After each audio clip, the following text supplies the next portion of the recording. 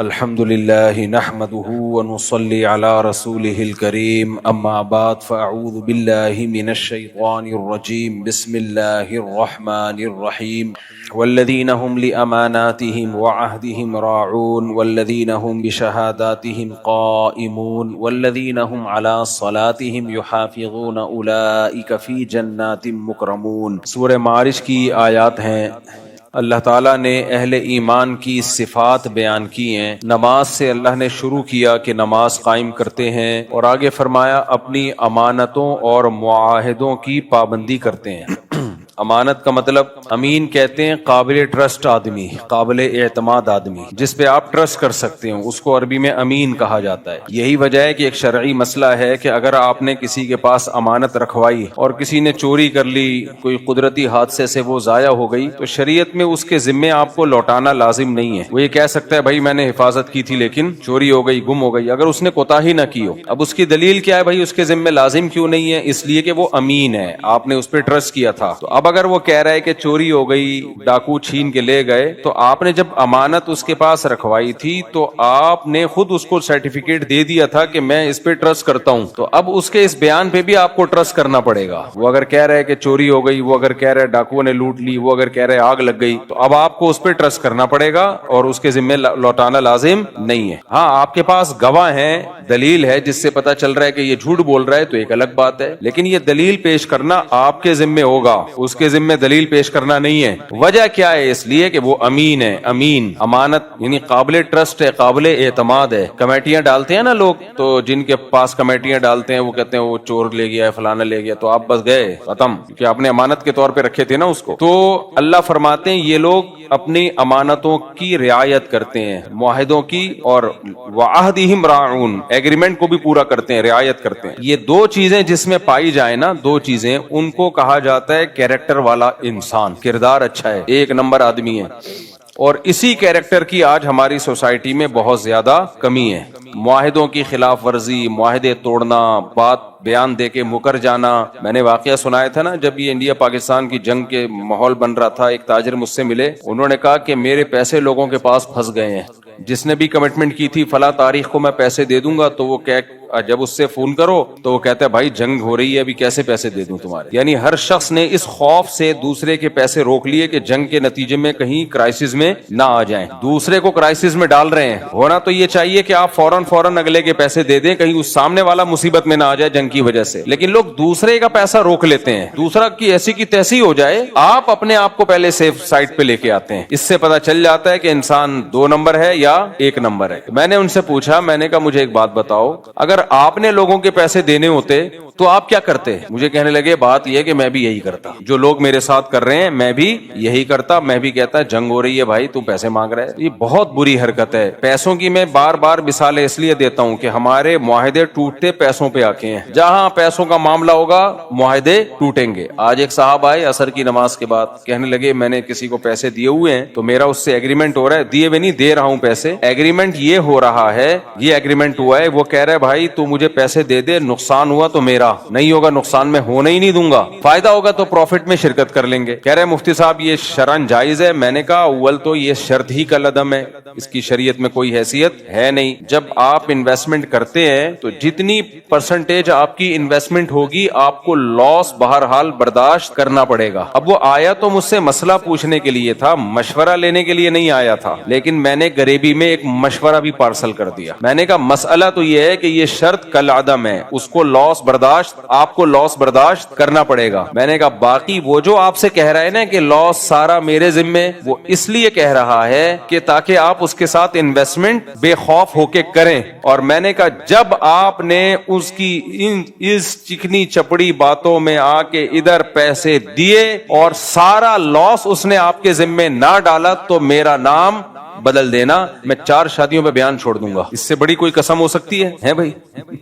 کتنی لوگوں نے کوششیں کی مجھے دھمکیاں بدنام کرنے کی, کمنٹس میں نیگیٹو, یہ بندہ شادیوں کے علاوہ کچھ بات نہیں کرتا, یہ وہ. میں نے چھوڑا بیان, نہیں چھوڑا نا, لیکن اس کو میں نے کہا نہیں, یعنی میرا ارادہ تھا کہہ دوں, ابھی خیال آیا مجھے کہ اگر اس نے سارا لاس تیرے ذمے نہ ڈالا, میں نے کہا چند باتیں. نمبر 1, پروفٹ 5 روپے بھی نہیں دے گا. نمبر 2, لاس سارا کا سارا تم پہ ڈالے گا. نمبر 3, لاس کرے گا بھی لازمی. اور جب آپ کہو گے نا کہ آپ نے کہا تھا کہ لاس ہوگا ہی نہیں, میں ایسا کاروبار کر رہا ہوں, تو کہے گا یار میں تو واقعی ایسا کر رہا تھا, لیکن قدرت کے آگے کون جا سکتا ہے, خدا سے کون لڑ سکتا ہے, فطرت سے کون لڑ سکتا ہے, اب ہو گیا. بالکل وہی معاملہ ہے. حضرت یعقوب علیہ السلام کے بیٹے آئے ابا کے پاس اور ابا سے کہنے لگے ارسلہ معنا غدا یرتع ویلعب وانا لہ لحافظون, اے ابا یوسف کو ہمارے ساتھ بھیج دیں, کھیلے گا, تھوڑا جنگل میں گھومے گا, کھائے گا, پیے گا, ہم اس کی حفاظت کریں گے. ابا نے کیا کہا, انی لیحزننی ان تذهبوا به واخاف ان یاکلہ الذئب وانتم عنہ غافلون, بھائی مجھے ڈر ہے کہ بھیڑیا نہ کھا جائے. تو کہنے لگے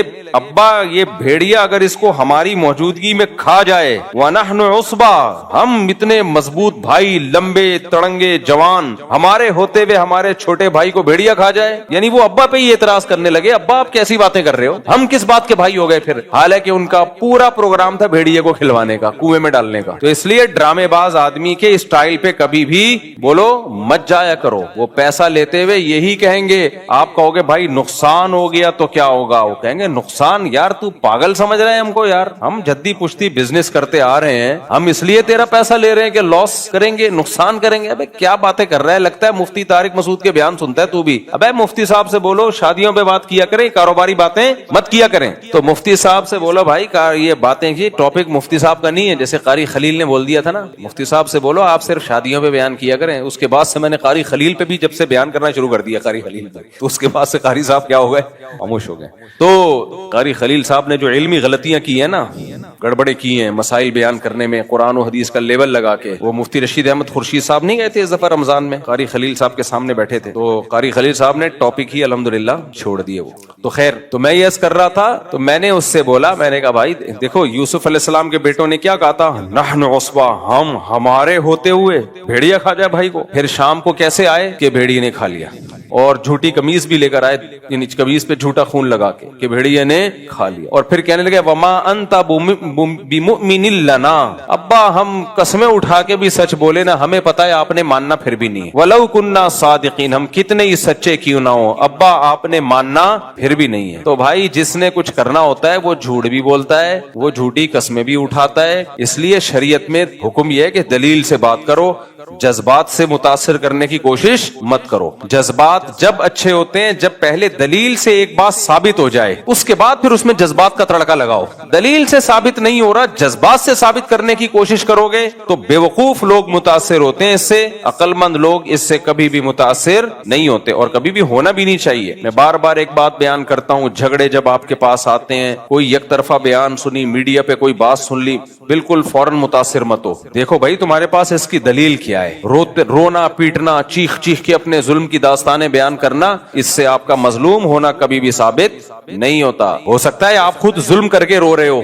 یوسف علیہ السلام کے بھائیوں نے اپنے بھائی کو کنویں میں ڈالا اور روتے ہوئے آئے, حالانکہ خود ڈال کے آئے, تو رونا تو ان کو چاہیے تھا یوسف علیہ السلام کو کہ میرے ساتھ کیا ہو رہا ہے, اور رو کون رہا تھا, یہ رو رہے ہیں. میاں بیوی کے جھگڑوں میں تو بہت زیادہ ہوتا ہی ہے, جو ظالم ہوتا ہے وہ مظلوم ہوتا ہے, وہ رو نہیں رہا ہوتا, ظالم الٹا رو رہا ہوتا ہے. میں ایک دفعہ تھانے میں تھا, کسی کام سے بہت پہلے جانا ہوا, تو ایک آدمی کے خونم خون, کپڑوں پہ خون, یہاں بھی خون, یہاں بھی خون, ایف آئی آر کٹانے آئے ہوئے, مجھے بندوں نے مارا ہے. پولیس والے نے کہا نالائق آدمی نے خود پیٹا ہوگا, کوٹا ہوگا پکڑ کے, خود مارتے ہیں اور پھر اپنے بلیڈ کے نشان سے نا زخم لگا کے آ جاتے ہیں, یا خون وون لگا کے آ جاتے ہیں کہ دیکھو ہمیں فلاں نے مارا ہے. تو میں نے ان صاحب سے کہا, میں نے کہا بھائی دیکھو مسئلہ یہ ہے کہ وہ جو تمہیں کہہ رہے ہیں نا لاس بالکل بھی نہیں ہوگا, اتنے پیسے مجھے دے دو, تو مجھے اس کا اسٹائل بتا رہا ہے کہ 100% لاس ہی لاس ہوگا. کیونکہ شریف آدمی ہوتا, کہتا بھائی میں بزنس کے لیے پیسہ لے رہا ہوں, کوشش کروں گا کہ لاس نہ ہو, لیکن قدرت سے کوئی بھی لڑ نہیں سکتا. یہ کہتا تو اس کا مطلب ہے شاید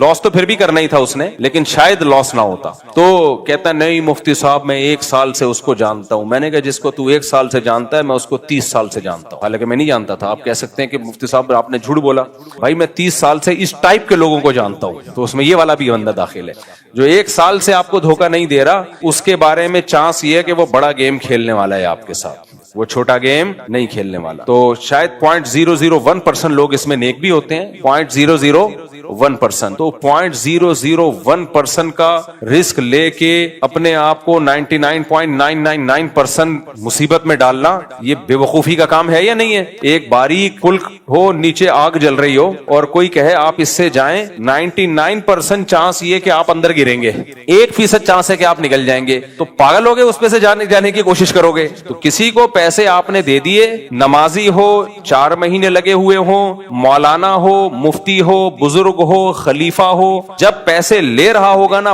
بہت اس کا دل مچل رہا ہوگا، لینے کے بعد جب آپ واپس پیسہ لینے کے لیے جائیں گے اس کو ایسا لگے گا جیسے آپ اس سے قرضہ مانگ رہے ہو، آپ اس سے اس کا پیسہ مانگ رہے ہو، تو کوئی بھی نہیں دیتا۔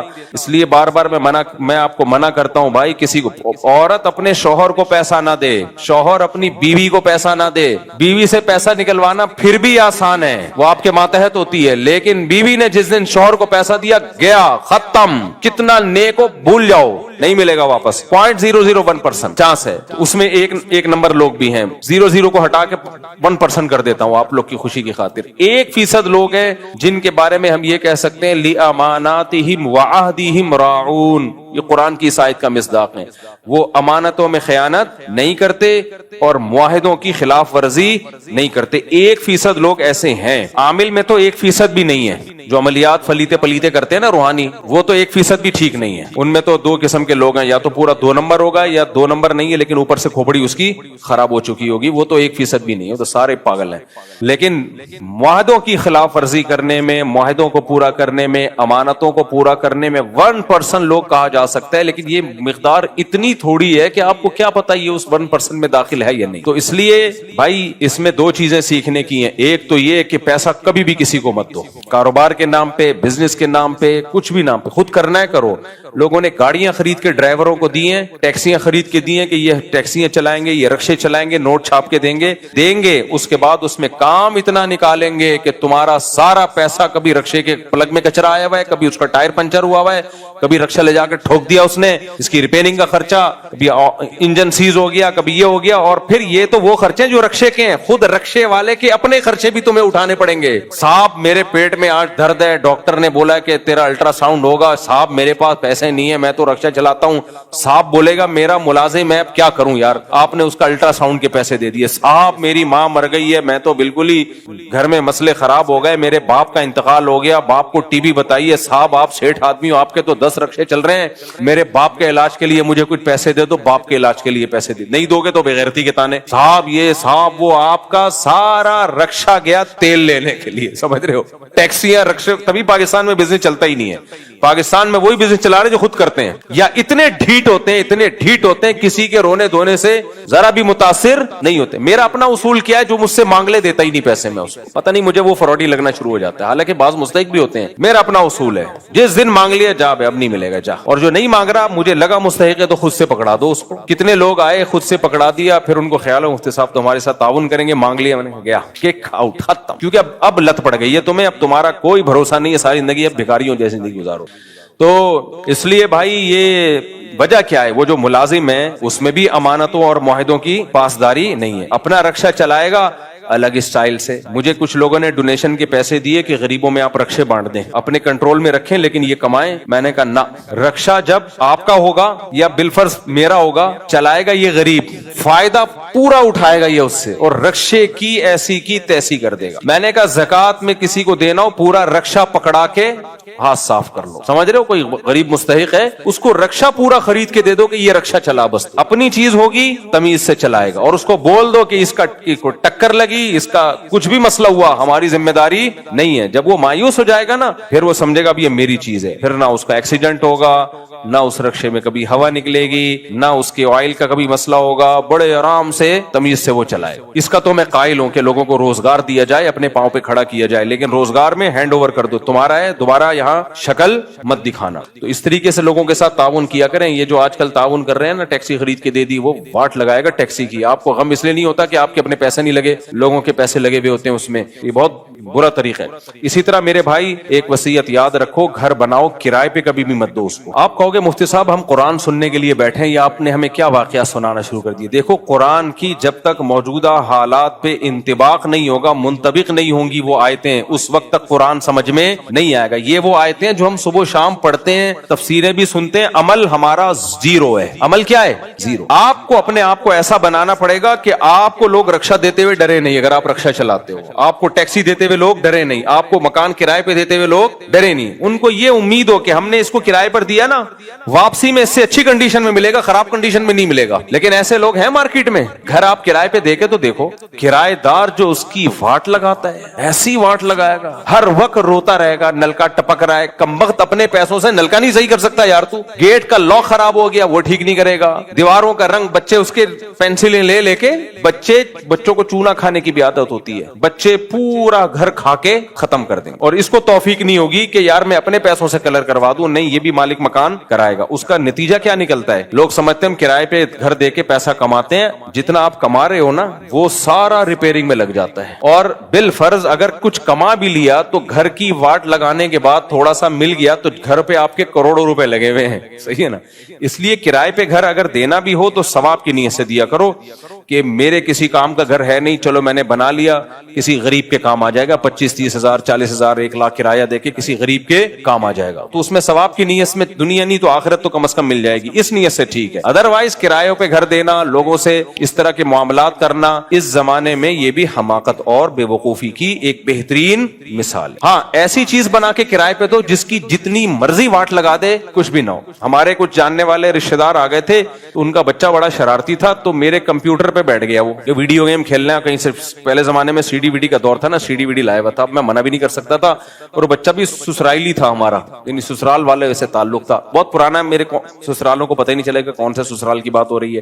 ویسے بھی اللہ کا شکر ہے اتنے سارے سسرال ہیں, تو کسی سسرال کی غیبت ہو تو غیبت تھوڑی ہوگی. کس سسرال کہے گا ہماری غیبت کی, ہم کہیں گے اس کی کیا دلیل ہے تمہاری غیبت کی, دوسرا سسرال ہے وہ. تو اس لیے میرے پاس بہت سارے آپشن ہیں. پڑوسیوں کی غیبت کا بھی آپشن ہے. پڑوسی کہیں گے ہماری غیبت کی, ہم کہیں گے میرے بہت سارے پڑوس ہیں بھائی, سارے مسئلے تم لوگ کے ساتھ ہیں بھائی.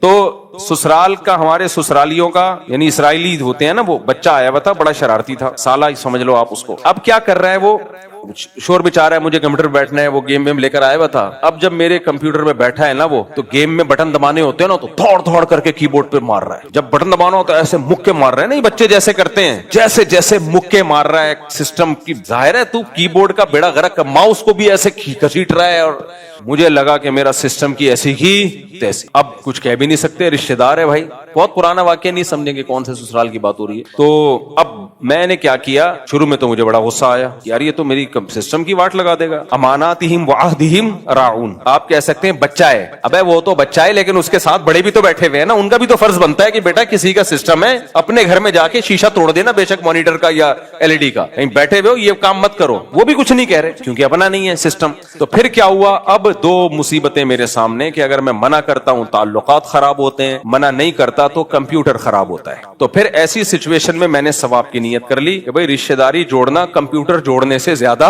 ثواب ہے, اور رشتہ داری کا توڑنا کمپیوٹر توڑنے سے زیادہ بڑا گناہ ہے. تو میرے دوست آئے ہوئے تھے ملنے کے لیے, میں نے ان سے کہا, وہ نے کہا یار یہ کیسے کمپیوٹر کا استعمال کر رہا ہے. میں نے کہا بھائی میں نے یہ فرض کر لیا ذہنی طور پر کہ بڑے سے بڑا نقصان کیا ہو سکتا ہے, یہ بھی ایک ٹینشن سے بچنے کا طریقہ ہے. جب آپ کو کوئی خوف ہو نا کسی چیز کا کہ یہ نہ ہو جائے یہ نہ ہو جائے, تو آپ بڑے سے بڑا خوف سوچ لیا کرو کہ اینڈ یہ ہوگا, اور اس کے لیے ذہنی طور پہ تیار ہو جاؤ. آپ ذہنی طور پہ تیار ہو جاؤ. جیسے آپ بیمار ہو, ابھی رپورٹیں آئی نہیں, ڈاکٹر نے کہا کینسر بھی ہو سکتا ہے, اور یہ بھی آپ ڈر رہے ہو. آپ فرض کر لو کینسر ہو گیا ہے, ٹھیک ہے, کینسر ہی ہے یہ, ہو گیا, کیا کریں. اب کینسر میں یہ بھی خطرہ ہوتا ہے کہ مر نہ جائیں, اور یہ بھی خطرہ ہوتا ہے کہ ہو سکتا ہے مر جائیں, یعنی نہ مریں اور مریں, دونوں ہوتے ہیں نا. ڈاکٹر کہتا ہے کینسر ہے چلتا رہے گا 30 سال نکال لے گا, بعض اور ڈاکٹر کہتے ہیں مر جائے گا بھائی تو کوئی علاج نہیں. تو یہ فرض کر لو مر جاؤں گا میں, ختم. کیا فرض کر لو, اپنے آپ کو سمجھاؤ مر جائیں گے نا, 10 دن بعد مر جائیں گے, بس مر گئے یار, ختم. قصہ کیا ہے, اس سے وہ ٹینشن سے جان چھوٹتی ہے. ہمارے حضرت ایک واقعہ سنایا کرتے تھے کہ پہلے زمانے میں نہیں, ایک गुरु और वो चीले हुआ करते थे, सेठ गुरु और उसका चीला होता था ना, वो साथ में घूमता था। तो गुरु के पास थे कुछ पैसे, ये दोनों जंगल में जा रहे हैं। अब गुरु बार बार कांप रहा है कि पैसे चोरी ना हो जाएं। तो चीले ने बोला, हुजूर आप क्यों खौफ है? उन्होंने कहा, बेटा मेरी जेब में पैसे रखे हुए हैं, मुझे डर है डाकू न छीन लें। तो जब चीले ने देखा ना कि गुरु की हालत खराब, ही हार्ट अटैक से ना मर जाए कहीं, तो कहा कि हुजूर आप मेरे पास आपकी इस टेंशन का एक इलाज है, ये पैसे निकाल के फेंक दो। सही है, उसका फायदा ये होगा कि कम से कम हार्ट अटैक से मरोगे नहीं आप। पैसे आने जाने वाली चीज है, सेहत सबसे बोलो पहले। उसने ऐसे ही किया, निकाल के फेंके, बड़े आराम से सुकून से जिंदगी गुजार ली। तो पैसा फिर बाद में कमा ले कारोबार के जरिए। तो पैसा छीनने का खौफ, होप समझ लो, ये पैसा ना होने से ज्यादा खतरनाक है। पैसा ना होने से सेहत खराब नहीं होती। हमने गरीबों को 90-95 साल जीते हुए देखा है, लेकिन पैसा छीनने के खौफ से सेहत का बेड़ा गर्क। और ऐसा पैसा किसी काम का नहीं होता, क्योंकि उस खौफ से डिप्रेशन होती है, उससे शुगर की बीमारी होगी, आपको हार्ट के मसाइल खड़े होंगे, 20 किस्म के मसाइल, आपकी तबीयत में गुस्सा, गुस्से में आप उल्टे उल्टे काम कर रहे होगे। जहां चमाट नहीं था वहां चमाट लगा दिया किसी को, जहां डांटना नहीं था वहां डांट दिया, घर में भी टेंशन, घर से बाहर भी टेंशन, कत्ल हो जाते हैं गुस्से में, जिंदगियां बर्बाद हो जाती है लोगों की। और खुश आदमी खुद भी खुश रहता है और दूसरों को भी खुश रखता है। तो इसलिए खौफ से अपने आप को निकालना सबसे ज्यादा जरूरी है। खौफ नहीं होना चाहिए, खौफ सिर्फ एक आखिरत का, बस। इसके अलावा कोई खौफ अल्लाह को बिल्कुल भी पसंद बोलो नहीं है। सिर्फ एक खौफ अल्लाह को पसंद है, आखिरत का खौफ। बाकी खौफ अल्लाह कहते हैं तुमने खुद पाले हुए हैं। तो मैं क्या मिसाल दे रहा था, वो फिर दाएं बाएं हो गया। हाँ, तो कंप्यूटर में उसने ये ढुश ढुश चला रहा है ना वीडियो गेम में, जैसे वो फायर मारना है तो ऐसा मार रहा है जैसे यहीं से फायर मार रहा है। तो मैंने क्या किया, मैंने जहनी तौर पर तैयार हो गया कि यूं समझ लो कि कंप्यूटर की इसने मुक्का मार के स्क्रीन तोड़ दी है। ज्यादा ज्यादा यही होगा ना, मॉनिटर तो होता था उस जमाने में, एलईडी नहीं होती थी, स्क्रीन तोड़ दी है। यूं समझ लो कि ये क्या टूट गई है, मेरा सिस्टम खराब हो गया और इतने हजार का मेरा नुकसान हो। जब मैंने ये माइंड बनाया अपना, तो मुझे सुकून हो गया। फिर जब भी वो बच्चा आता बैठता कंप्यूटर पे, मुझे कोई खर्च नहीं, मैंने कहा कंप्यूटर तो खत्म। उसके जाने पे मैं देखता कि 2-4 बटन टूटे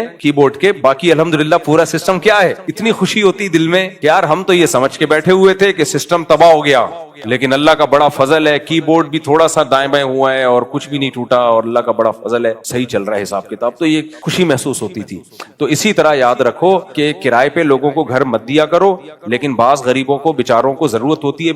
यानी मैं इसलिए वो कुछ कहने वाला था इन गरीबों को कि तुम गरीब हो तो घर का तो हिफाजत करो ना कमबख्तो, ताकि लोग गरीबों को घर दिया करें किराए पे। लोग क्यों नहीं देते, उनको पता है वाट लगा देगा, ऐसी की तैसी कर देगा घर की। तो इस नियत से दे दिया करो कि सवाब मिलेगा, और घर की ऐसी की तैसी तो बहरहाल होके रहेगी, और कोई बात नहीं यार, एक गरीब के काम आ जाएगा। लेकिन इंसान को चाहिए, इसी तरह बाइक का देख लो आप, 20 दफा मैंने खुद तजर्बा किया है, मैं बाइकों में बहुत मैंने सफर किया है। आप सारा दिन बाइक चलाते रहो, मैंने बाइक इतनी चलाई है आपकी सोच से भी ज्यादा। GTO 125 कावासाकी रखी हुई थी, वो भी हजारों किलोमीटर चला दी थी मैंने, और होंडा 125 भी, वो भी हजारों किलोमीटर। 30,000 किलोमीटर तो मुझे मीटर की रीडिंग अच्छी तरह से याद है। 30,000 का मतलब पता है क्या होता है, दुनिया के चक्कर लग सकते हैं 2-3। सिर्फ कराची के अंदर ही इतनी चला ली थी, काम बहुत थे। जामिया ही हमारा मदरसा ही 70 किलोमीटर राइड हो जाती थी डेली, 70 किलोमीटर। तो और बाइक का शौक भी था, अल्लाह माफ फरमाए। खैर, तो उसमें हमारा तजर्बा था, सारा दिन चलाते रहो आप, कुछ भी नहीं होगा।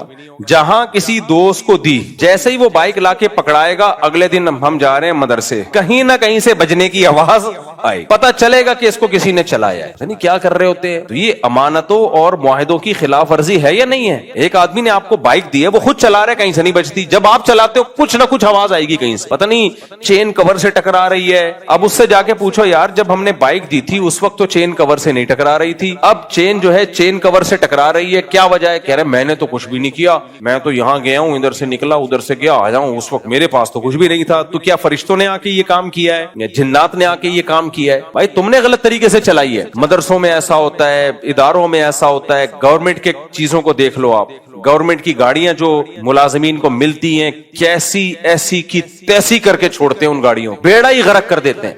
देखो अपने वाकयात मैं शो के लिए नहीं सुनाता, बार बार मैं बताता हूं, मैं जो नालायक आदमी हूं, लेकिन बाज दफा वाकया सुनाना पड़ता है, इसके बगैर मोटिवेशन नहीं मिलती। हमारा इदारा है ना जामिया रशीद, तो जामिया के पास भी गाड़ियां हैं। मुझे कभी इस्लामाबाद जाना हुआ किसी काम से, इस्लामाबाद जाना हुआ और काम भी जामिया रशीद का, तो फिर उन्होंने गाड़ी दी कि ठीक है आप बयान के लिए जा रहे हो तो जामिया की गाड़ी ले जाओ आप। मेरी आदत ये होती है कि जब मैं लेकर गया उसके लॉन्ग रूट पे, जैसे गिलगित चले गए, बल्तिस्तान चले गए, लंबे پہاڑوں پہ نا تو گاڑی میں کچھ نہ کچھ کام نکلتا ہے. تو میرا اپنا معمول یہ ہے کہ گاڑی واپس کرنے کے بعد کچھ پیسے میں مدرسے میں جمع کرا دیتا ہوں کہ میری وجہ سے اگر گاڑی میرے ہو سکتا ہے کوئی میں نے گاڑی کا ایسا استعمال کر لیا ہو کہ جس میں میری وجہ سے گاڑی میں کوئی کام نکل آیا ہو. ایک تو ہوتا ہے نا گاڑی کے چلنے کی وجہ سے کام نکلنا, وہ تو ہماری ذمہ داری نہیں ہے, لیکن ہو سکتا ہے بھائی ہماری کوتاہی سے کچھ کام نکل گیا ہو, ہمیں پتہ نہ چلا ہو, ہم نے چلانے میں احتیاط نہ کی ہو. ہماری کوتاہی سے اگر کوئی کام نکلا ہے تو وہ کس کی ذمہ داری ہے؟ وہ ادارے کی ذمہ داری ہے یا آپ کی ذمہ داری ہے؟ وہ ہماری ذمہ داری ہے. ایسے موقع پہ پھر کچھ پیسے دے کے کہ بھائی ابھی سے اس کا حساب کر لو, آخرت میں ہم پہ پکڑنا. مدرسے میں میرا ہمیشہ یہ معمول رہا ہے, جب سے میں جامعۃ الرشید میں پڑھا رہا ہوں, ہمیں جو تنخواہ ملتی ہے نا اس کے گھنٹوں کے نہیں منٹوں کے پیسے بھی کٹتے ہیں. جامعۃ الرشید میں جو اساتذہ کی تنخواہوں کا نصاب ہے وہ کیا ہے, جیسے کسی استاذ کے 6 پیریڈ ہیں, 6 پیریڈ پڑھانا ہے انہوں نے, تو حاضری کا رجسٹر ہوتا ہے. اب جیسے ایک ٹیچر کا ٹائم شروع ہو رہا ہے صبح 8:30 پہ, تو 5 منٹ تک تو فری ہیں, ظاہر ہے پہنچنے میں ٹائم لگتا ہے. 8:36 پہ اگر کوئی ٹیچر پہنچے تو وہ رجسٹر کے حاضری میں کیا لکھیں گے؟ 6 منٹ تاخیر.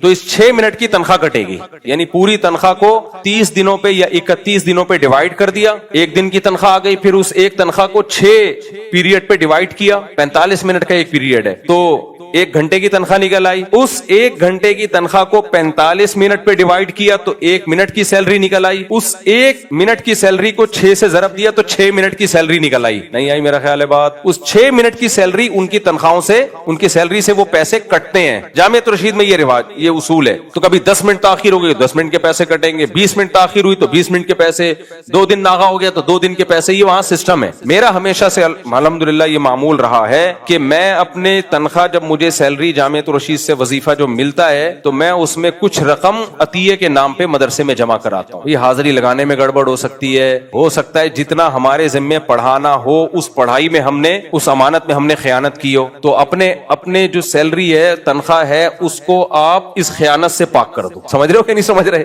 عام طور پر اداروں میں ہوتا کیا ہے, اداروں میں ہوتا یہ کہ جتنا ٹائم آپ نے نہیں لگایا نا اس کے بھی آپ چاہ رہے ہوتے ہو پیسے ملے مجھے. لیکن میرے بھائی تھوڑا سا آخرت کا خوف اگر آپ میں ہے نا تو آپ کہو گے میرا پیسہ کسی کے ذمے ہو یہ قابل برداشت ہے, کسی کا پیسہ میرے ذمے ہو اور قیامت میں اللہ نے پوچھ لیا کہ یہ اضافی پیسے تمہارے بنتے نہیں تھے, یہ ٹائم تم نے مدرسے میں گزارا نہیں ہے, تو تم کس بیس پہ یہ پیسے لے رہے ہو, یہ زیادہ خطرناک ہے. سمجھتے ہو کہ نہیں سمجھتے ہو؟ تو یہ سوچ پیدا کریں. دوسرا آپ کے پیسے کھا جائے اتنی بڑی ٹینشن نہیں ہے, آپ کے ذمے پیسے ہوئے نا الٹے لٹکو گے آپ, الٹے لٹکو گے. اتنا زیادہ شریعت میں اس کا ہے کہ, اور مدرسے ہو گئے یا ادارے ہو گئے, ان کے اموال تو لوگوں کی ملکیت ہوتے ہیں, قومی ملکیت ہوتے ہیں, ان میں ڈنڈی مارنا تو زیادہ بڑا جرم ہے. آپ گاڑی استعمال کر رہے ہو, پیٹرول آپ حد سے زیادہ یوز کر رہے ہو, اس کا اداروں کی گاڑیوں کا دیکھ لو آپ, اداروں کے معاملات کو دیکھ لو آپ. تو جہاں آپ جاب کرتے ہو کوشش کیا کرو اپنی تنخواہ کا کچھ حصہ اس میں عطیے کے طور پہ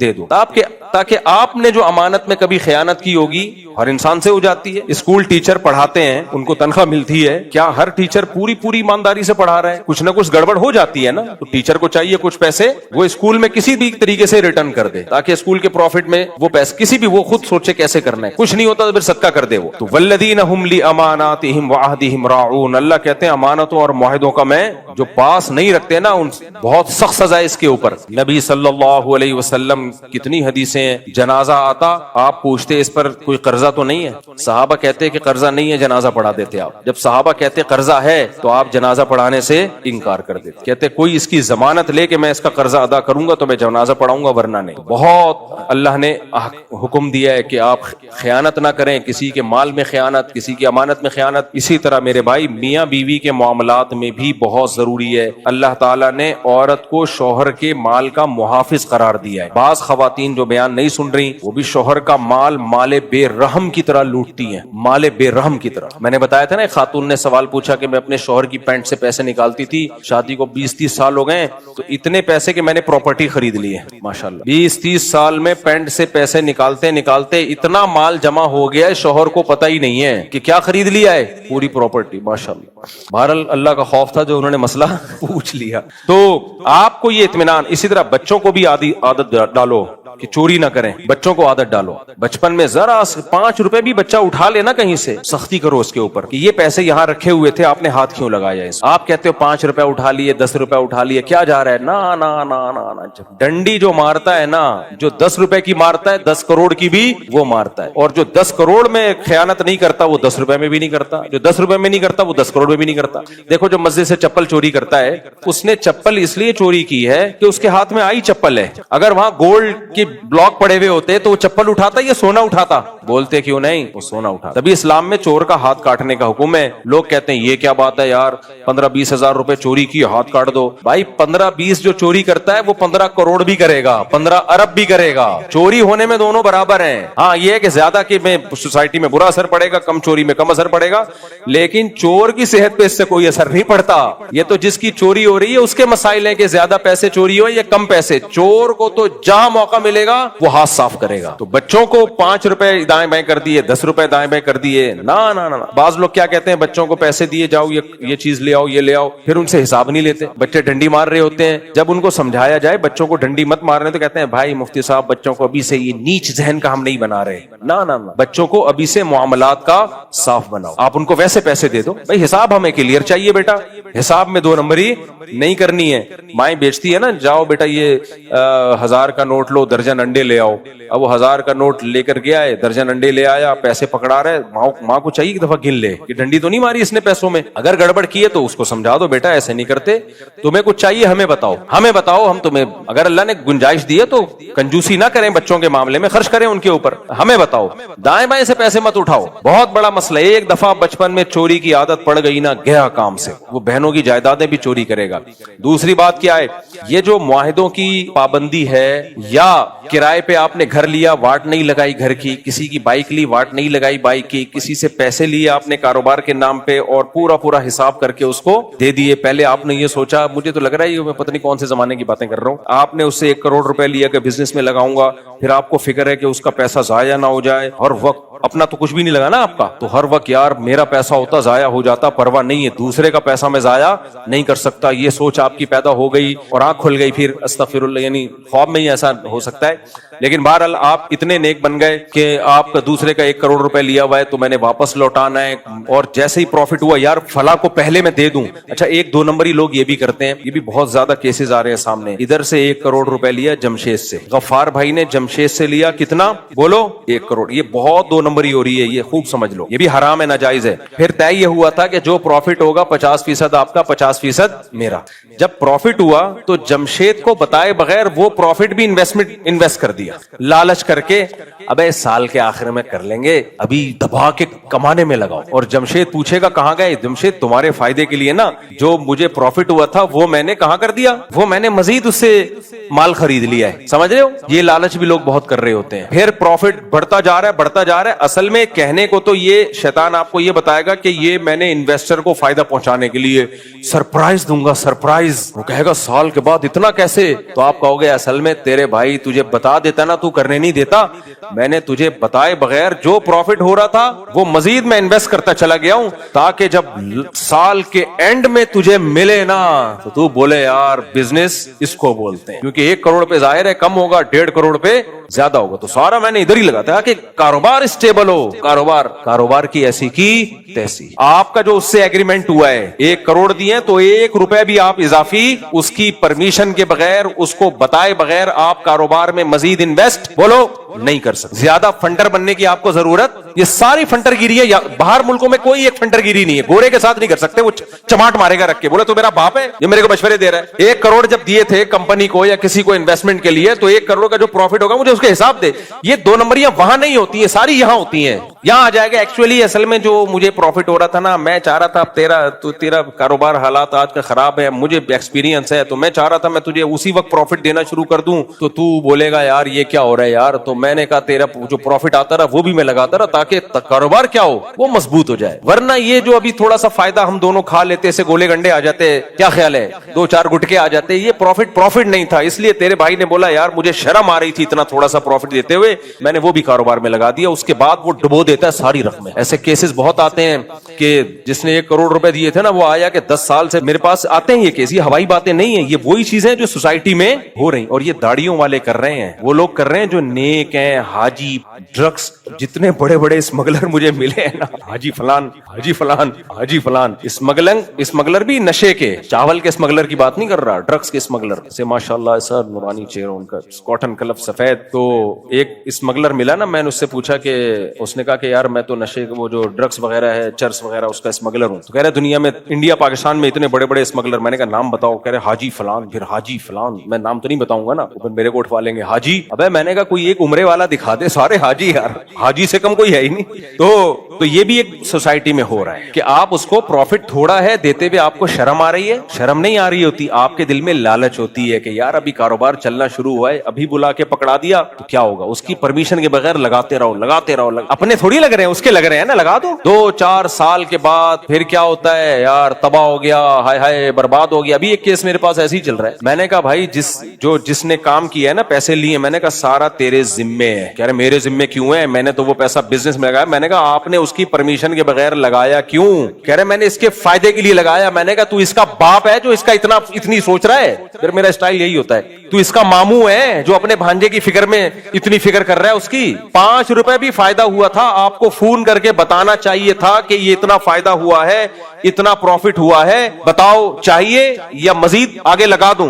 وہ پرمیشن دیتا لگا دو تو لگا دیتے, بے وقوف ہوتا تو کہہ دیتا لگا دو, عقل مند ہوتا تو کہتا یار مل رہے ہیں لے لو, ورنہ بعد میں یہ بھی نہیں ملیں گے. ہمارے ایک دوست ہیں وہ بزنس کر رہے تھے, ان کا بھی 1.5 کروڑ 2 کروڑ. جب میں یہاں آیا نا تو میں نے ان کو سمجھایا یہ نہ کریں آپ کام, لوگوں کے پاس انویسٹمنٹ نہ کریں. کہہ رہے نہیں مفتی صاحب سارے ایک جیسے نہیں ہوتے, نیک لوگ بھی ہوتے ہیں. میں نے کہا ٹھیک ہے, جب پٹو گے تو پھر آؤ گے روتے ہوئے. یہی ہوا, کاروبار میں لگائے, اس کے بعد وہ بندہ شارٹ. جب شارٹ ہوا ہے نا وہ بندہ, تو شارٹ ہو کے فون کر رہا ہے کل مل جائیں گے, پرسوں مل جائیں گے, ترسوں مل جائیں گے, درسوں مل جائیں گے, اڑسوں مل جائیں گے. میں نے کہا یہ آپ کو تھکا رہا ہے. یہ واقعہ تقریباً 1-1.5 سال پہلے کا. میں نے کہا یہ کیا کر رہا ہے, آپ کو تھکا رہا ہے. ان کی دیکھو جو پیسے لے کے کھاتے ہیں نا, ان کا کھانے کا طریقہ ایسا نہ ہو, آپ یہ طریقہ سیکھ لیں. کھانے کا طریقہ کیا ہوتا ہے, وہ یہ کرتے ہیں, وہ آپ کو کہتے ہیں میں منگل کو پیسے دے دوں گا. آپ آرام سے بیٹھ جاتے ہو کہ یار چلو منگل تک میں انتظار کر لوں, کوئی اتنی بات نہیں ہے. 1 سال انتظار کیا تو منگل کو وہ کہے گا کہ میں نے یہ والا منگل نہیں اگلا منگل بولا تھا. اب 1 ہفتہ گزر گیا نا, پہلے ہی اگر اگلا منگل بولتا آپ ٹینشن میں آتے,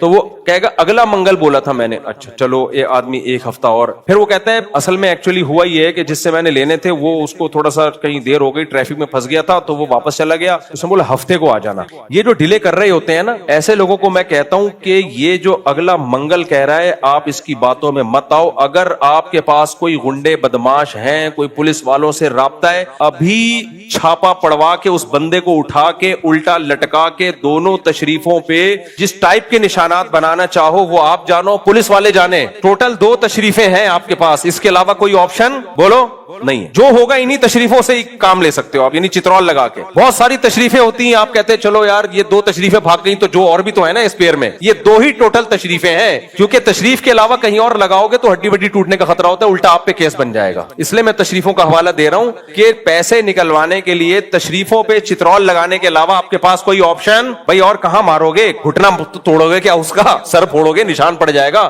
اس لیے جو ایجنسی کے لوگ ہوتے ہیں نا, جب وہ پکڑتے ہیں دہشت گردوں کو تو وہ بھی فوکس تشریف کو کرتے ہیں. فوکس کس کو کرتے ہیں, کیونکہ اس پہ پتہ ہی نہیں چلتا. اور اگر نشان پڑ بھی جائے دکھائے گا کس کو, کیس کرے گا کورٹ میں جا کے کہ مجھے اتنا مارا ہے میری تشریف پہ نشان. جج کہے گا دکھا بھائی, جج صاحب کچھ اور دیکھ لو.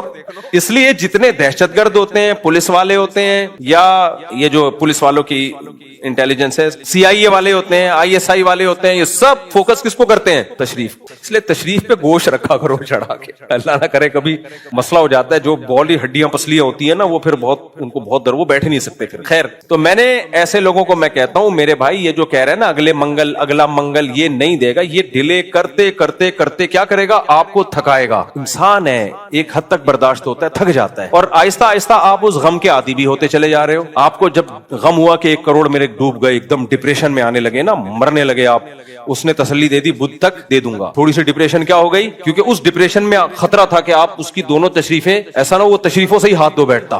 تو آپ کیا کرتے ہو, اس کو جو 2 نمبر آدمی ہے وہ آپ کی ڈپریشن کو کم کرے گا, جی منگل کو دوں گا, پھر تھوڑا کم کرے گا, ہوتے ہوتے ہوتے ہوتے آپ کی ڈپریشن کہ آپ عادی بھی ہو رہے ہو اور ڈپریشن آہستہ آہستہ کم بھی ہو رہی. اس کے بعد آپ تھک جاتے ہو, بولتے ہو یار میرے پاس دنیا میں اس کے علاوہ بھی غم ہے. اس کے بعد ایک دن اطلاع آتی ہے کہ وہ ملک چھوڑ کے جا چکا ہے, اور پھر وہ آئے گا ملک میں آپ کے سامنے گھوم رہا ہوگا, آپ کچھ نہیں کر سکتے اس کا, کیونکہ آپ اتنا تھک چکے ہوتے. ان کی عادت ہوتی ہے تھکانے کی. تو یہ سب ناجائز کام ہماری سوسائٹی میں ہو رہے ہیں. بھائی آپ لوگ بیان سنتے ہو, میں اس لیے نہیں آپ کو جنرل نالج کے لیے یہ واقعات نہیں بتا رہا, آپ کو اس لیے بتا رہا ہوں آپ کسی کے ساتھ ایسا مت کرو, آپ مت کرو, یہ حرام ہے, ناجائز ہے. کمال ہو گئے کتنا دوسروں کے پیسوں پہ پیسہ, بھائی الٹے لٹکے ہوئے ہو گئے. نبی جنازہ نہیں پڑھا رہے جو رحمت للعالمین ہے, یہ وہ لوگ ہیں جو قرضہ لے کے کھا گئے, اور جو 2 نمبر ہی کر کے کھا گئے وہ تو اور زیادہ.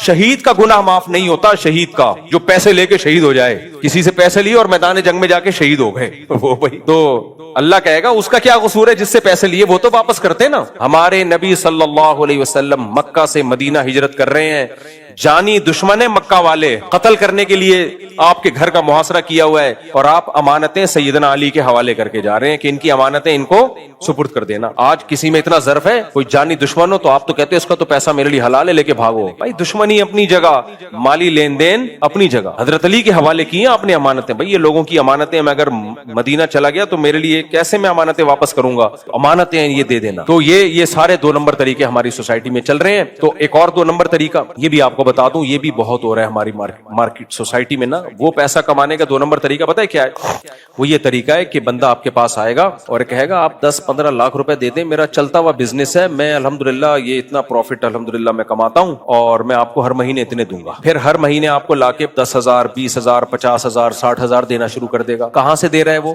کسی اور سے بھی اس نے اتنے پیسے لیے ہوئے, آپ کے پیسوں سے اس کو دے رہا ہے, اس کے پیسوں سے آپ کو دے رہا ہے, ان دونوں کے پیسوں سے جمشید کو دے رہا ہے, جمشید سے پیسے لے کے غفار کو دے رہا ہے, غفار سے پیسے لے کے ستار کو دے رہا ہے, یہاں سے ادھر سے گھما رہا ہے, ادھر سے ادھر سے گھما رہا ہے. بزنس کیا ہے, کوئی ہو سکتا ہے کوئی دودھ کی دکان والے سے معاہدہ کیا ہوا ہو کہ جب کوئی آئے نا بولنا یہ میرا بزنس ہے. اتنے کیسز میرے سامنے آ چکے ہیں, اور یہ بھی نمازیوں کے آئے ہیں, بے نمازیوں کے ساتھ تو ہمارا زیادہ اٹھنا بیٹھنا ہے نہیں, سارے نیک لوگوں کے واقعات ہیں یہ. اس کے بعد آپ بے وقوف, آپ کہتے ہو ماشاءاللہ 50-60 ہزار دے رہے, تو آپ نے اور بھی دوستوں سے پیسے لے کے ملا دیے اس کے ساتھ. ایک دن آتا ہے کہ وہ پیسے دینا بند, جب اس کے پاس کروڑوں روپے جمع ہو جاتے ہیں وہ اپنا سیو کر رہا ہے, اس نے بحریہ ٹاؤن میں پلاٹ خرید لیا, اس نے یہ لے لیا, اس نے وہ لے لیا. اس کے بعد آپ آتے ہو کہتے ہیں ابے یار اصل میں آپ کی پیمنٹ وہ اس دفعہ پروفٹ تھوڑا لیٹ آئے گا, وہ پھر جب پروفٹ نہیں آ رہا ہوتا آپ کہتے ہو میں بزنس ختم کر رہا ہوں میرا پیسہ دے. کہتے ہیں یار اصل میں وہ جمشید کے پاس پھنسے ہوئے ہیں, وہ دے دے گا تو میں آپ کو دے دوں گا. آپ کہتے ہو مجھے جمشید سے ملا دے, کہہ رہے یار جمشید نے ٹائم دیا 1 ہفتے کا, میں جمشید سے کیسے ملا دوں. پھر جمشید کو ٹوپی کرا دی وسیم کی, وسیم کو ٹوپی کرا دی غفار کی. جب یہ کیس آتا ہے میں کہتا ہوں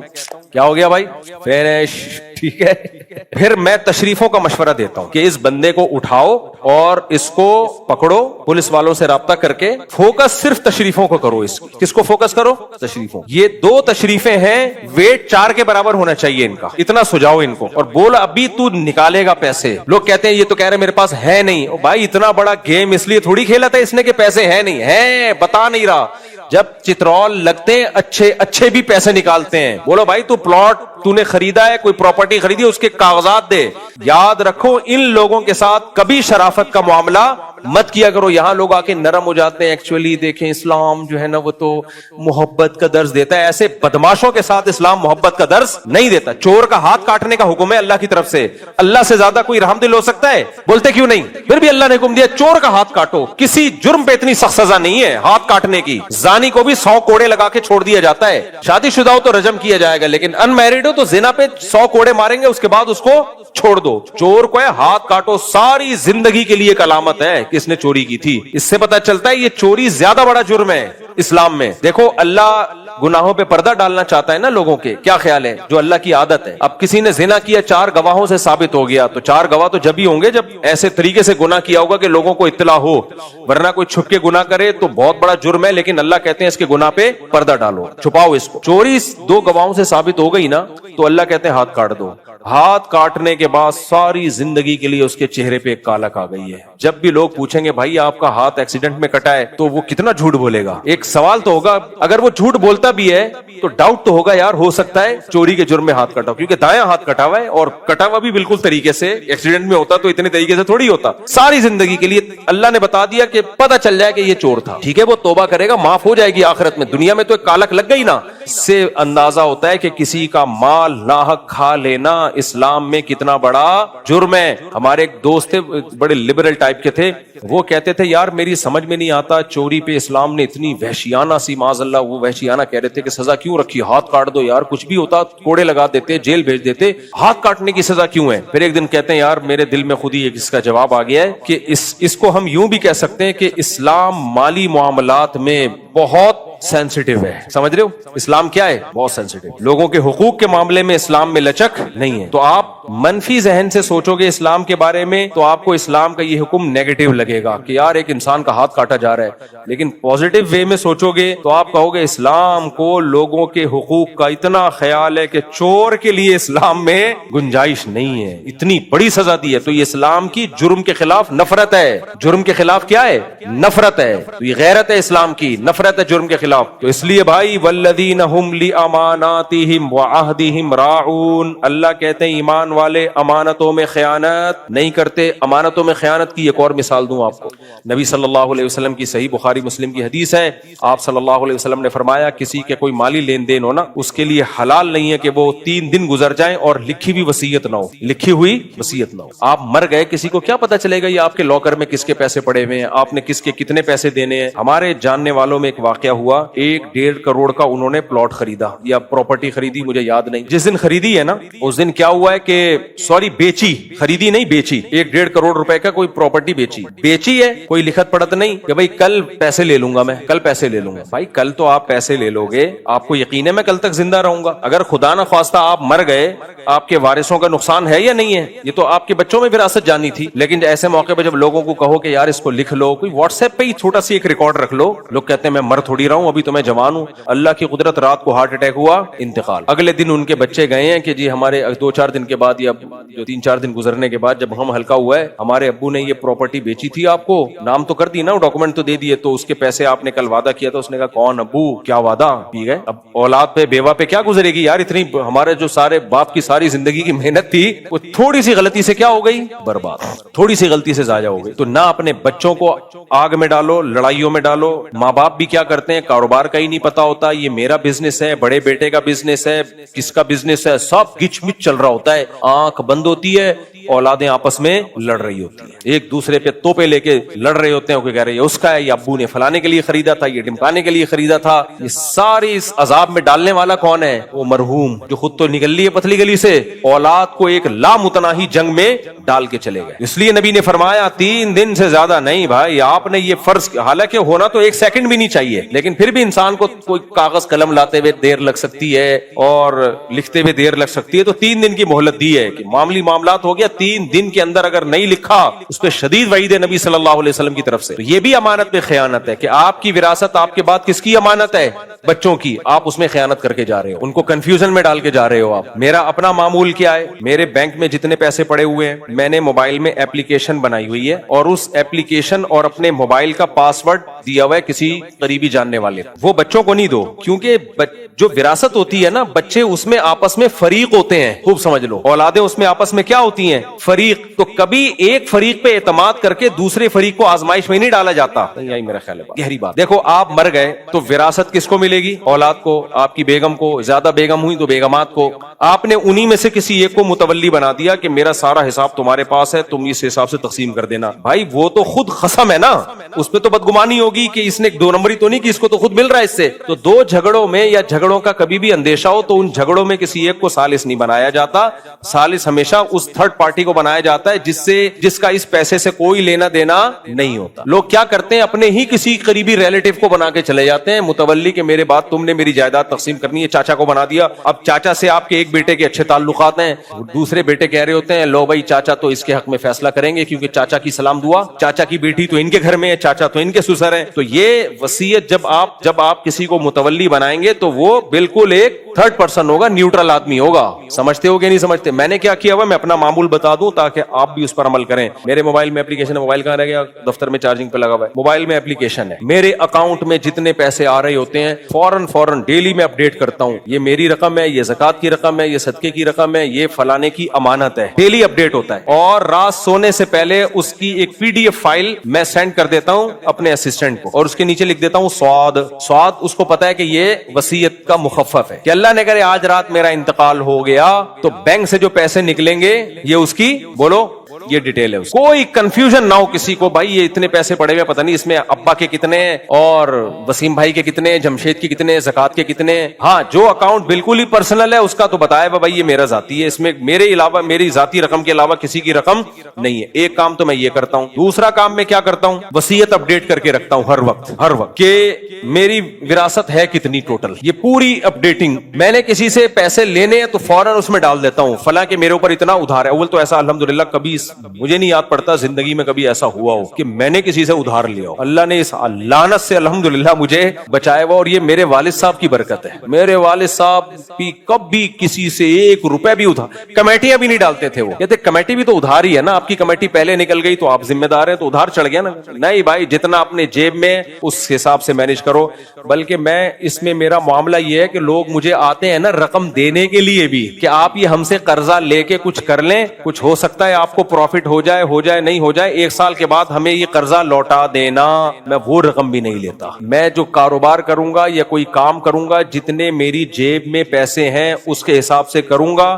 نہیں ہے جمشید سے مجھے پیسے بولو نہیں, خدا کی قسم اس میں سکون ہے. ہوس مت کرو, یہ دنیا مسافر خانہ ہے, اس کو مسافر خانہ سمجھو. بعض لوگ یہ کر رہے ہوتے ہیں, یہ بھی بڑی فلم چل رہی ہے, کہانی چل رہی ہے آج, خاص طور پر یہ نیک لوگ زیادہ کر رہے ہوتے ہیں. وہ یہ ہوتے ہیں کہ آپ کے پاس آئیں گے کہ آپ میری طرف سے اتنا پیسہ لگا دیں اپنے کاروبار میں. سٹائل دیکھ رہے ہو, میں آپ کو ایک کاروبار کا مثال کے طور پر, آپ کا نام کیا ہے بتا دینا, میں پورا زور سے بولتا ہے عبد الاحد, ہماری پرانی دوستی ان سے. میں عبد الاحد کے پاس آیا, میں نے عبد الاحد سے بولا عبد الاحد بھائی یہ بڑا بہترین بزنس ہے, آپ اس میں 50 لاکھ انویسٹ کرو گے اتنا پروفٹ ہوگا. جیسے مثال کے طور پر 2-3 فلیٹ مل رہے ہیں, اور مجھے یقین ہے کہ یہ 2-3 فلیٹ جو ہے نا یہ 1 سال میں ڈبل ہو جائیں گے. بعض ایسے پروجیکٹ ہوتے ہیں جس میں انسان کو تقریباً یقین ہوتا ہے کہ یار یہ چلتی ہوئی آبادی ہے اور ابھی فلیٹ خریدے اگلے سال کیا ہو جائیں گے, بولو ڈبل. میں آیا, عبد الاحد بھائی ایک میری طرف سے خرید لیں اور ایک اپنی طرف سے. عبد الاحد بولے گا مفتی صاحب میں آپ کی طرف سے خریدوں گا تو پھر میں کیوں خریدوں آپ کی طرف سے, مجھے کیا فائدہ ہے. میں کہوں گا فائدہ یہ کہ بالفرض اگر وہ نہیں بکا نا تو اس پلاٹ کی, اس فلیٹ کی قیمت کا ذمہ دار کون ہوگا, میں. آپ کا لاس نہیں ہوگا کیونکہ میں آپ کا مقروض ہو چکا ہوں گا. یہ بھی پیسہ کمانے کا انتہائی گھٹیا اور انتہائی غیر اخلاقی طریقہ ہے. میں نے ایسے دیندار لوگ دیکھے ہیں, آتے ہیں دوسروں کے پاس, یار ایک بہترین پروجیکٹ ہے, 1 سال کے لیے مجھے اتنے پیسے چاہیے, اس پروجیکٹ میں لگاؤں گا اور بس 1 کروڑ کے 2 کروڑ تو ہوں گے, آپ کا 1 کروڑ واپس کر دوں گا میں, میرا بھلا ہو جائے گا. یار کسی غریب آدمی کا کیا ہو جائے گا, بھلا ہو جائے گا. مت کرو یہ کام. آپ کی جیب میں جتنے ہیں اس سے دال چاول کھا لو.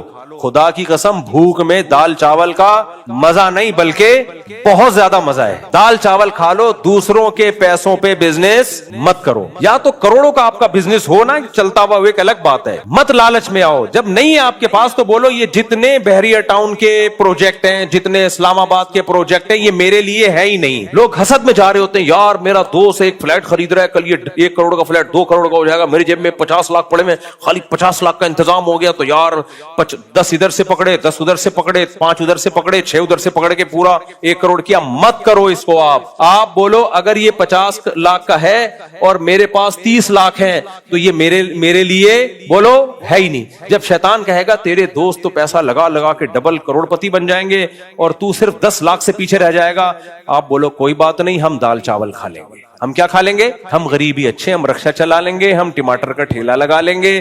قبر میں سب نے جانا ہے، نہ دوسرے کو عذاب میں ڈالو میرے بھائی، نہ اپنی زندگی عذاب میں ڈالو. تو مجھے نہیں یاد پڑتا میں نے کبھی کسی سے کاروبار کے لیے پیسہ لیا ہو یا کسی ضرورت کے لیے پیسہ لیا ہو. ہمیشہ یہی سوچ ہمارے حضرت نے بھی، مفتی رشید احمد صاحب نے بھی ہمیں بتائی، ہمارے والد صاحب نے بھی ہمیں سمجھایا. والد صاحب کو بھی میں نے کبھی نہیں دیکھا کسی سے 1 روپیہ بھی لیا. انہوں نے اپنی آمدن میں گزارا کیا، بلکہ اس سے جو بچا سکتے تھے وہ بھی بچا لیا. انہوں نے کہا بچ گیا ٹھیک ہے، نہیں بچا تو بھی بھوکے سو جاؤ. صحیح ہے نا؟ کیسے سو جاؤ؟ بولو، بھوکے سو جاؤ، کوئی مسئلہ نہیں ہے.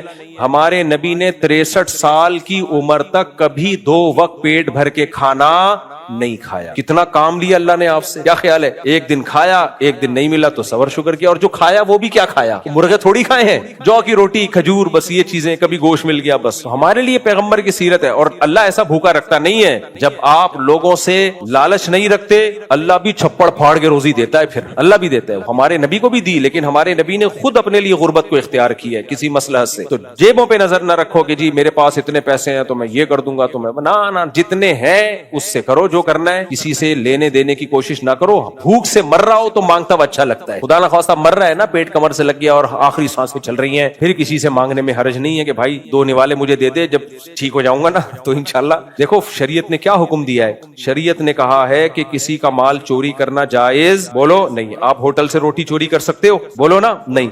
لیکن اگر بھوک نے اتنا ستا لیا کہ آپ کا مرنے کا خطرہ ہے آپ کو، تو پھر آپ کے لیے شریعت نے ہوٹل سے روٹی چوری کرنے کو بھی جائز قرار دیا ہے. لیکن کیسے؟ اس نیت کے ساتھ کہ جب پیسے ہوں گے روٹی کی قیمت اس کو واپس کروں گا میں. یعنی وہاں بھی حلال نہیں کیا ہے کہ کھا جاؤ بس. اس نیت سے آپ 2 روٹی اٹھا سکتے ہو، یار ابھی تو مر رہا ہوں، یہ ہوٹل والا کنجوس کھلا نہیں رہا، تو جان بچانا سب سے پہلے فرض ہے. لیکن اس میں بھی آپ کو یہ نیت کرنی پڑے گی کہ میں اسٹرگل کر کے پیسے کماؤں گا، اور جتنے پراٹھے یہاں سے میں نے اٹھائے ہیں، جتنے لقمے میں نے کھائے ہیں، یہ پیسے میں ہوٹل والے کو دوں گا. تو وہ اتنی شدید بھوک میں بھی آپ کو اس کا پیسہ ضائع کرنے کی اجازت نہیں ہے. تو میرے بھائی بحریہ ٹاؤن کی پروجیکٹ کے نام پہ، اسلام آباد کے پروجیکٹ کے نام پہ لوگوں کا پیسہ لے کے لگا کے کھا پی کے ڈکار مار کے بھاگ جانا، اس کی شریعت میں کہاں سے اجازت ہوگی؟ والذین هم لاماناتهم وعهدهم راعون. سمجھ میں آ رہا ہے کہ نہیں آ رہا ہے؟ یہ آیت یاد رہے گی کہ نہیں رہے گی؟ اچھا آخری بات، یہ ہوتا کیوں ہے؟ ڈنڈیاں مارتے کیوں ہیں؟ اچھا تعلیم کے لیے بھی لوگ بھیک مانگ رہے ہوتے ہیں. ہمارے بیٹے کو ایکچولی ہم نے اعلیٰ تعلیم کے لیے امریکہ بھیجنا ہے، کچھ زکات مل جائے گی. ابے یہاں کھانے کے لالے پڑے ہوئے ہیں، تم زکاتوں سے بچوں کو کہاں بھیج رہے ہو؟ اعلیٰ تعلیم کے لیے امریکہ بھیج رہے ہیں. پیسے بھیج تو نہیں ہے، بھاڑ میں جائے یار. یہ جو موٹیویشنل اسپیکر ہے نا، انہوں نے بھی بیڑا گرک کیا ہے. پیسہ پیسہ پیسہ پیسہ پیسہ بول بول کے نا. ایجوکیشن پیسہ، ایجوکیشن بھی ضروری ہے، پیسہ بھی ضروری ہے. کتنا ضروری ہے؟ آپ محنت کرو، مل جائے ٹھیک ہے، نہیں ملے کوئی چیز ضروری نہیں ہے. جس شخص نے کسی چیز کو ضروری سمجھ لیا، وہ ملے نہ ملے ڈپریشن کا مریض بہرحال یہ بنے گا لازم. میرے بھائی میرے اور آپ کے لیے اس دنیا میں ضروری کچھ بھی بولو نہیں ہے. کچھ بھی بس ضروری صرف یہ ہے کہ اللہ ہم سے خوش رہے، بس، اور کچھ بھی ضروری نہیں ہے. صحابہ کو کیا تھا یار؟ عبداللہ بن مسعود رضی اللہ تعالیٰ عنہ کتنے چہیتے صحابی، کیا تھا ان کے پاس؟ اصحاب صفہ میں، صفہ کے چبوترے میں بیٹھے ہوتے تھے، اور اتنا لباس نہیں تھا جس سے شرمگاہ چھپا سکیں، یہ حالت تھی. تو ایک دوسرے کی طرف پشت کر کے بیٹھتے تھے تاکہ ایک دوسرے کی شرمگاہ پہ نظر نہ پڑے، اور دین کا علم حاصل کر رہے تھے نبی صلی اللہ علیہ وسلم کی خدمت میں بیٹھ کے. فقر و فاقہ کی حالت، اور نبی صلی اللہ علیہ وسلم ان کے پاس آ کے بیٹھتے اور کہتے، آپ صلی اللہ علیہ وسلم فرماتے، تم وہ مبارک لوگ ہو جن کی مجلس میں اللہ نے مجھے بیٹھنے کا حکم دیا ہے. قرآن کیا کہتا ہے؟ وَلَا تَطْرُدِ الَّذِينَ يَدْعُونَ رَبَّهُمْ بِالْغَدَاةِ وَالْعَشِيِّ يُرِيدُونَ وَجْهَهُ. نبی جب ان غریب صحابہ کے ساتھ آ کے بیٹھتے نا، تو مشرکین مکہ کہتے کہ آپ ان کو اپنی مجلس سے ہٹائیں، ہم ان غریبوں کے ساتھ نہیں بیٹھیں گے، ہماری پرسنالٹی کے کیا ہے یہ خلاف. تو آپ ان کے ساتھ بیٹھے ہوتے ہو، ہمارا اسٹیٹس بہت اونچا ہے، مالدار لوگ ہیں، ہم ان کے ساتھ نہیں بیٹھ سکتے، ہماری ان سے بنتی نہیں ہے. تو قرآن نے نبی کو حکم کیا کہ آپ نے اگر ان کے ساتھ بیٹھنا چھوڑ دیا تو آپ کو اللہ کے عذاب سے کوئی نہیں بچا سکتا، کیونکہ اسلام کی دعوت امیر غریب سب کے لیے برابر، کوئی فرق نہیں ہے اس میں. نوح علیہ السلام کو یہ طعنہ دیا جاتا تھا، غریب لوگ ان کی اتباع کرتے تو وہ کیا ہے اراذلنا بادی الرأی وما نراک تبعک، ہم دیکھتے ہیں نوح آپ کی اتباع وہ لوگ کر رہے ہیں جو قوم کے غریب طبقے پس لوگ ہیں، یہ پس لوگ آپ کے پیچھے چل رہے ہیں، ہم ان کے ساتھ نہیں بیٹھ سکتے، ان کو اپنی مجلس سے ہٹائیں آپ. تو نوح علیہ السلام نے کیا فرمایا؟ اے میری قوم، من ینصرونی من عذاب اللہ، مجھے اللہ کے عذاب سے کون بچائے گا ان ترکتہم، اگر میں ان کو نکال دوں؟ اللہ کہے گا یہ ساری میری مخلوق ہے، سب کے لیے جنت ہے، تو یہ کیا بات ہے کہ ان کے لیے ہے ان کے لیے نہیں ہے؟ تو پیغمبروں کو یہ فرق کرنے کی اجازت نہیں ہے، علماء کو بھی اجازت نہیں ہے. تبھی میں جب لوگوں سے ملاقات کرتا ہوں، مجھ سے رکشے والے بھی مل رہے ہوتے ہیں، فیکٹریوں کے سیٹھ بھی مل رہے ہوتے ہیں، مجھے پتا ہے اگر میں نے یہ کر لیا نا کہ سیٹھ آئیں گے رکشے والے جائیں گے، مجھے اللہ کے عذاب سے پھر کوئی نہیں بچا سکتا. اللہ کہے گا اللہ لے بھائی یہ دین کی دعوت ہے، یہ کیا بات ہے؟ سیٹھ صاحب سے ملاقات ہو رہی ہے، ٹماٹر والے کو ہٹایا جا رہا ہے. اب سمجھو اس بات کو. عبداللہ بن مسعود رضی اللہ تعالیٰ عنہ مسکین صحابی، ان کے ساتھ اور بہت سارے مسکین صحابی. ہمارے نبی سرور عالم، اس کائنات کے سب سے بڑے سردار، بعد از خدا بزرگ توئی، قصہ مختصر، اللہ کے بعد سب سے بڑا مقام سید الانبیاء محمد صلی اللہ علیہ وسلم کا. آپ ان مسکینوں میں جا کے بیٹھتے تھے جن کے پاس کھانے کو روٹی نہیں تھی، اور پھر فخر سے کہتے کہ تم وہ مبارک لوگ ہو جن کے ساتھ بیٹھنے کا اللہ نے مجھے آرڈر دیا ہے. وَإِذَا جَاءَكَ الَّذِينَ يُؤْمِنُونَ بِآيَاتِنَا فَقُلْ سَلَامٌ عَلَيْكُمْ كَتَبَ رَبُّكُمْ عَلَى نَفْسِهِ الرَّحْمَةَ. مشرکین کہتے تھے غریبوں کو ہٹائیں، تو اللہ نے اپنے نبی سے کیا فرمایا؟ اے نبی جب یہ مسکین صحابہ آپ کی خدمت میں آیا کریں تو آپ ہٹانا تو دور کی بات، آپ ان کو ہماری طرف سے سلام بھیجا کریں، اور یہ کہا کریں كَتَبَ رَبُّكُمْ عَلَى نَفْسِهِ الرَّحْمَةَ. تم چونکہ نبی کی دعوت پر لبیک کہہ کر ایمان لے کر آئے ہو تو اللہ نے اپنے اوپر رحم کرنا تم پہ فرض کر لیا ہے، اور اگر تم سے کوئی گناہ ہوگا توبہ کرو گے اللہ معاف کر دے گا. ان کافروں کے لیے یہ آپشن نہیں ہے جو سردار ہیں. اس لیے میرے بھائی اسلام میں غربت عیب بولو نہیں ہے. ہاں جو اپنی سستی کاہلی کی وجہ سے پوستی پن مارکیٹ میں چل رہا ہے وہ ایک عیب ہے. سستی کاہلی کی وجہ سے جو ہو رہا ہے، جو بے روزگار پوستیوں کی طرح پڑا رہتا ہے، وہ تو عیب ہے. ایک غربت اپنی کاہلی سے ہوتی ہے، ایک کس کی طرف سے ہوتی ہے؟ اللہ کی طرف سے. تو اللہ کی طرف سے آپ اگر لوگوں سے پیسہ نہیں لے رہے، آپ کی جیب میں جو کچھ ہے اسی پہ کاروبار کر رہے ہو اور غریب رہتے ہو، تو یہ غربت اللہ کی طرف سے. سمجھ رہے ہو کس کی طرف سے ہے؟ یہ اس کو قناعت کہتے ہیں. قناعت، جتنا اللہ نے دیا اس پر اکتفا کر رہا ہے. یہ شریعت میں بہت پسندیدہ چیز ہے کہ جتنا اللہ نے آپ کو دیا آپ اس پہ مطمئن، آپ اس پہ خوش. یہ عادت اپنے اندر پیدا کرو میرے بھائی.